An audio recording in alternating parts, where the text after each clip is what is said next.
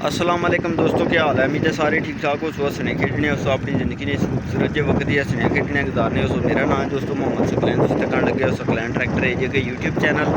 तो दोस्तों अज थोड़े वास्ते ट्रैक्टर लैके आया हाँ। एक मैसी फरगोसन 135 अच्छी कंडीशन है दोस्तों, सुथरी जी गड्डी है कि मुनासिब प्राइस नहीं गड्डी है। जिसकी तुम खरीदना चाहो तो मेरे नाल रबता कर सकते हो, ठीक है। तो रबता नंबर है जोड़ा वो तुम्हें देंगे अगे चल के। फिलहाल चलने गड्डी ना रिव्यू करने, बाकी गलबात अगे थोड़े शेयर करने। तो जे अजे तक तुम वीडियो की लाइक नहीं किया, वीडियो करो लाइक, चैनल भी सबसक्राइब करके वीडियो को दोस्तों तक शेयर करना बिल्कुल ना भूलियो। आज चलिए गड्डियाँ रिव्यू करिए।